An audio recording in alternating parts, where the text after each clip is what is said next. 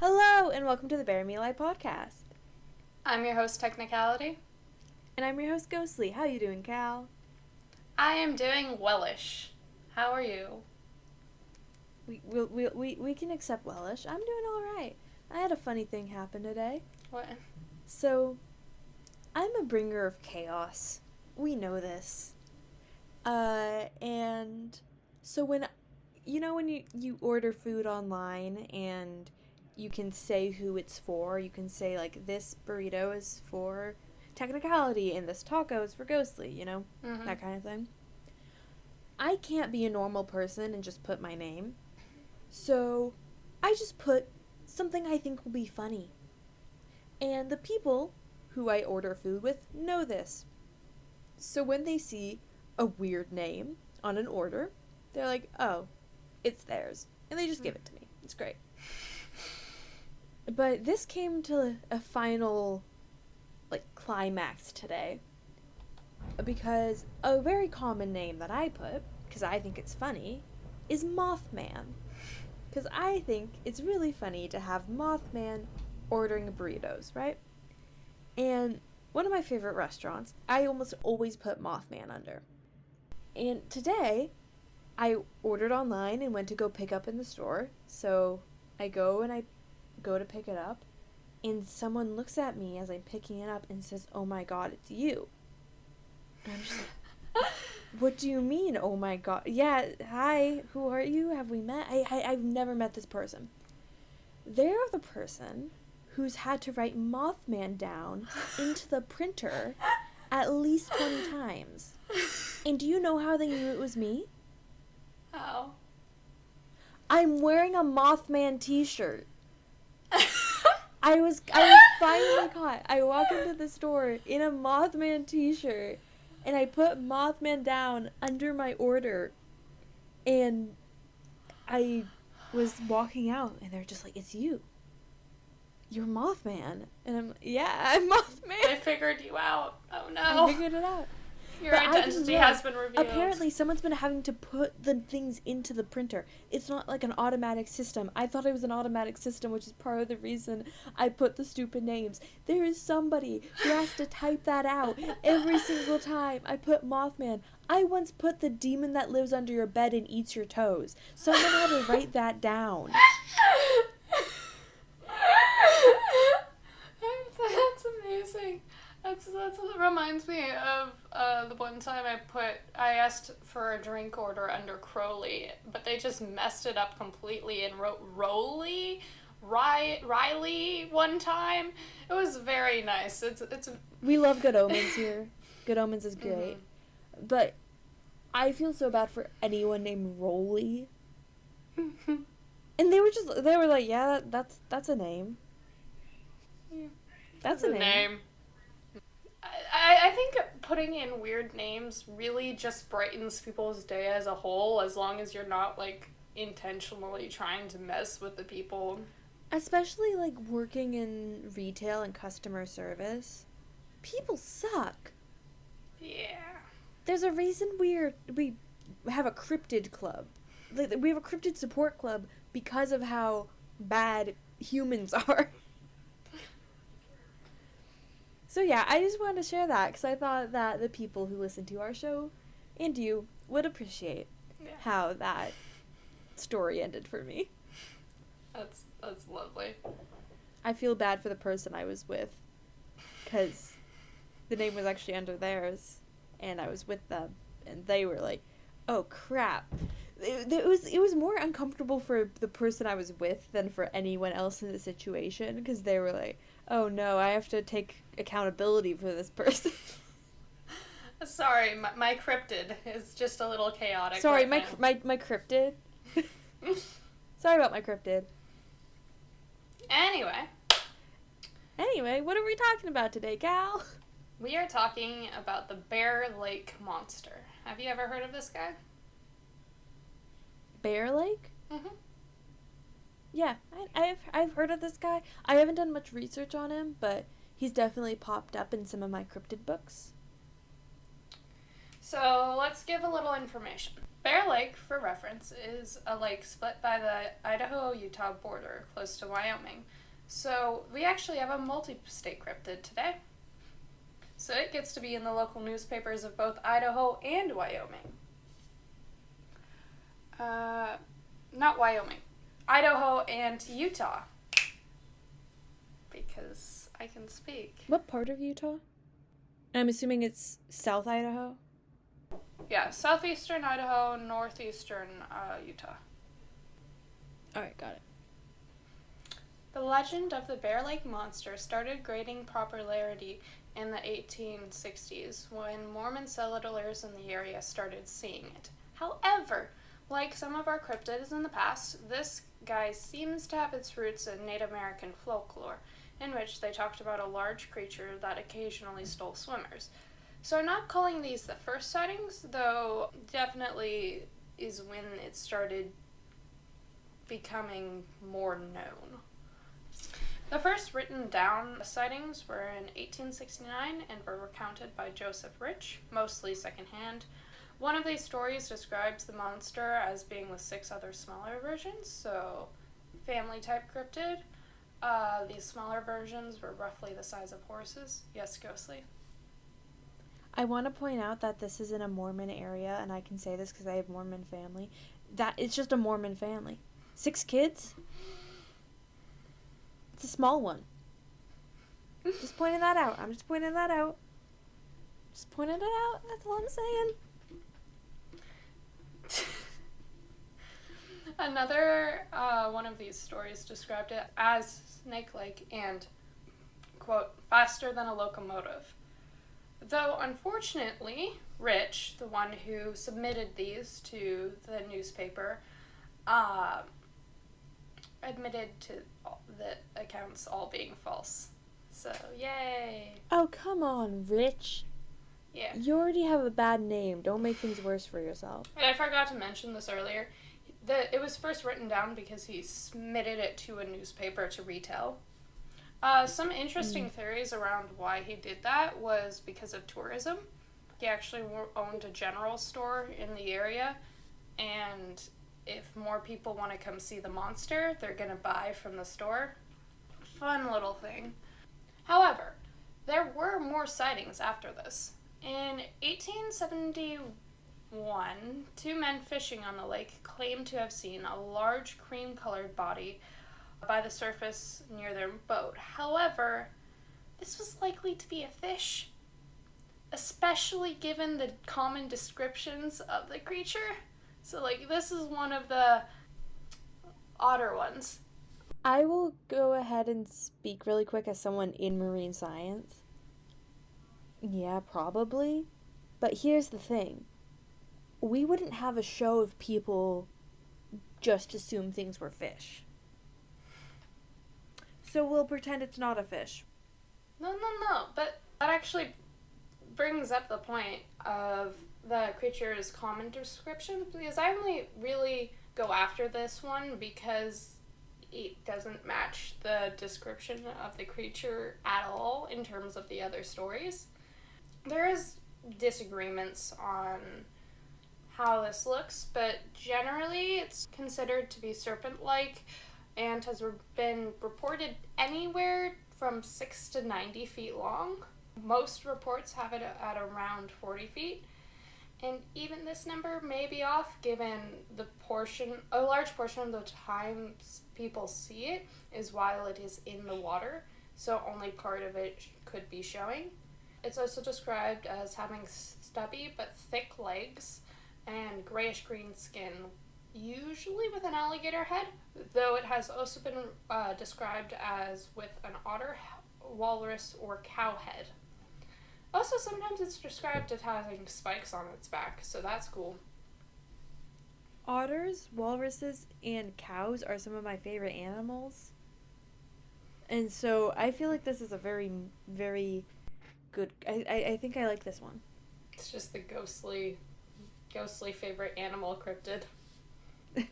Well, I don't like walruses that much. They kind of scare me, but cows and otters are my favorite. So. Let's go on to some of the other reports. On May 18th, 1874, there was another sighting by William Budge and a few other citizens who reported it to Brigham Young, a local church leader. After the reports, Young tried to get Phineas Cook to capture the monster. Now, Cook had a plan to capture the cryptid since 1868. However, he needed a rope, and Young lended him said rope. Apparently, the rope was all he needed. Apparently the rope was not all he needed, as he miserably failed at catching anything. Young actually wrote him a letter in August of 1876 asking what had happened to his rope, but the best Cook could respond with was basically, "Well, I tried." Not an exact quote, but if you actually read what he said, that's basically... I'm going to do a quick reminder for all of our listeners about our cryptid rules. If you meet a cryptid, do not try and harm them. No shooting, no throwing, no screeching, no capturing, nothing like that. Be respectful. You can screech at it if it screeches at you. If it screeches at you, you can screech back. Yes, of course. Establish dominance. But, like, you know what I mean. Remain calm. Go up to the cryptid. Take its measurements. Take a picture. Ask for a signature. And wish them the best. We are polite to our local cryptids, or else we will no longer have local cryptids. You hear me, Utah and South Idaho?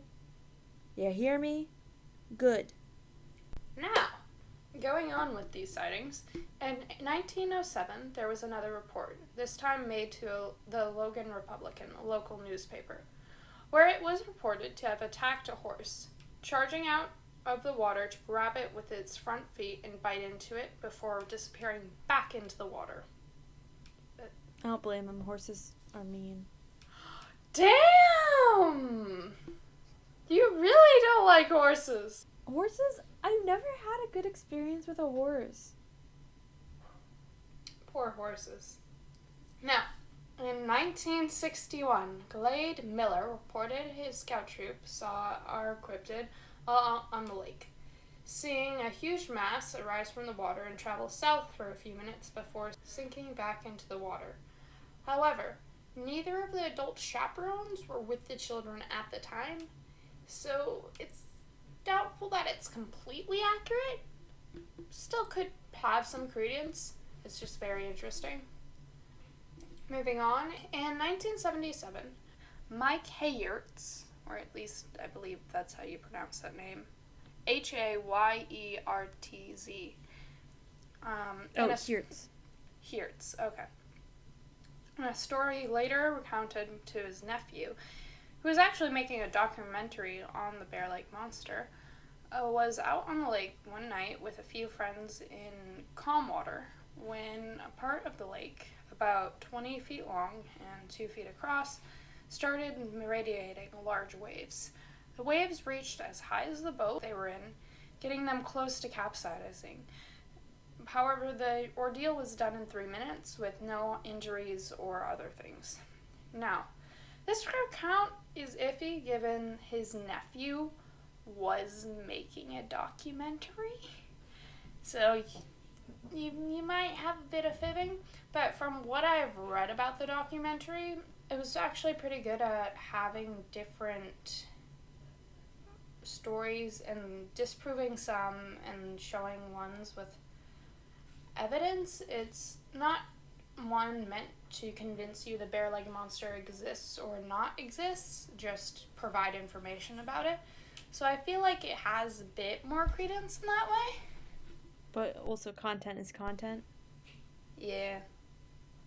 There were some more sightings that happened between then and this next one, but most of the ones I looked into didn't have a huge amount of information or were locked behind some sort of paywall. So, we're skipping ahead a little bit. We don't have that kind of budget on this show. Sorry, guys. We love you, but no, friend. We don't monetize this show, so we're not gonna spend. So it's hard. Like I've spent money once for this show, or twice. Which times? But that was my choice. I replaced a microphone and for a research book I've been using. Cool. Now to skip ahead. Anyway, in 2004, Brian Hirschy, Hirschy.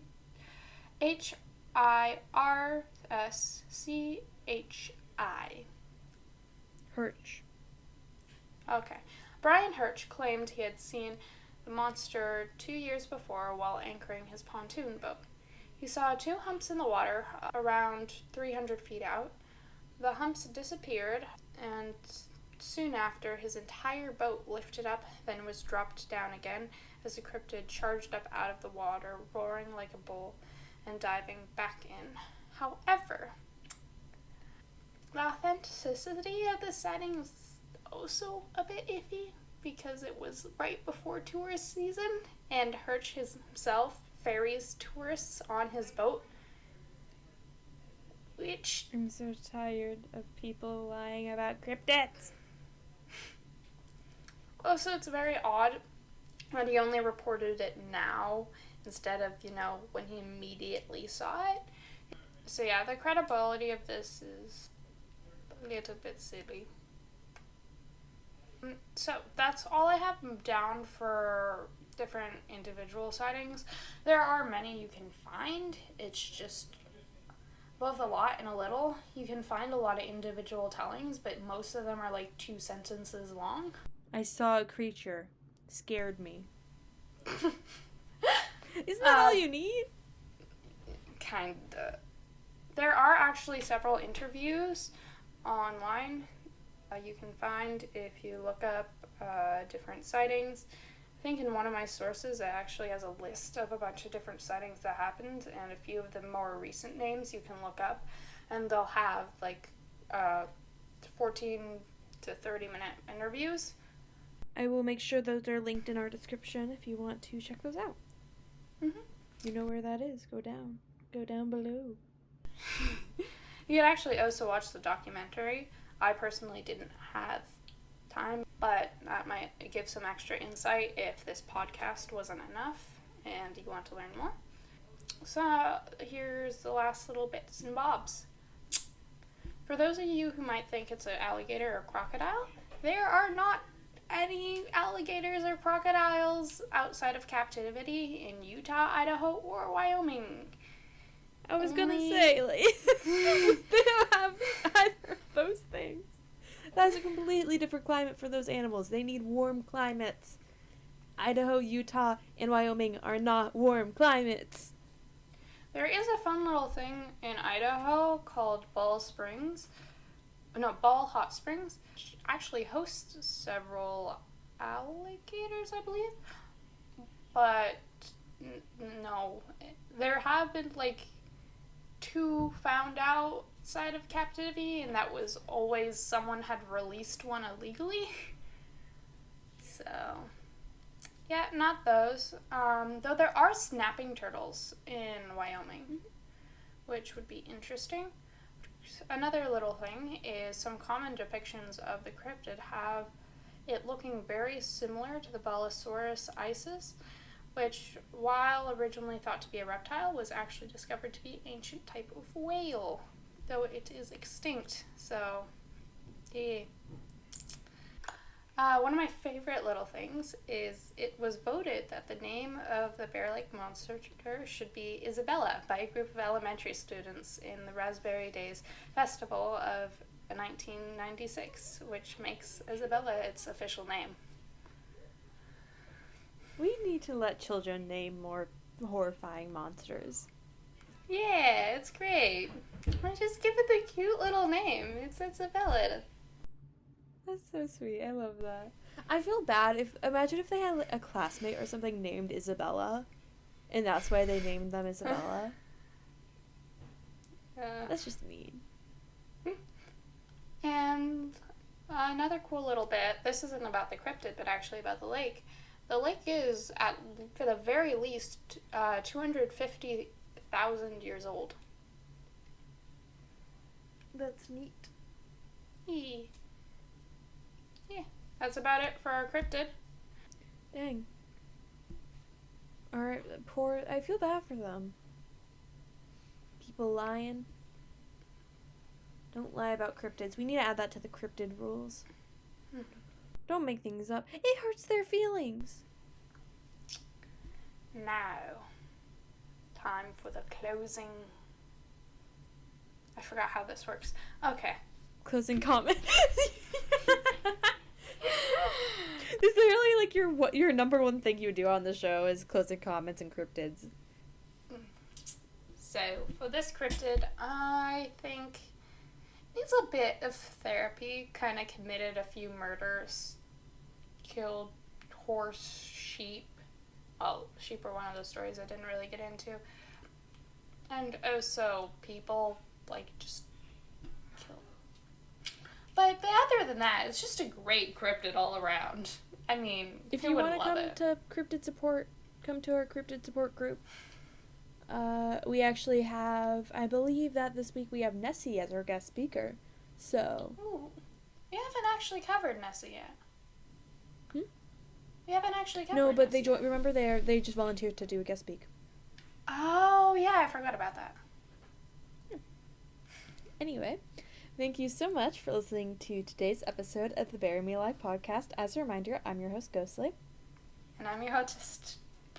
And I'm your host, Technicality. Just listening to our show is a huge support, but if you want to support us in other ways, there's ways you can do that, depending on where you're listening. If you're listening to us on YouTube, go ahead and press all those buttons you know about, subscribe, like the video, and leave a comment saying something nice, especially about a cryptid. They need more nice things. And if you are listening on Spotify, interact with us through all the features.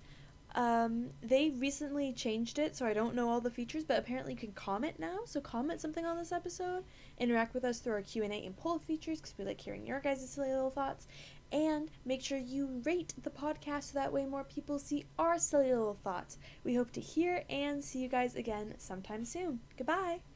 Bye!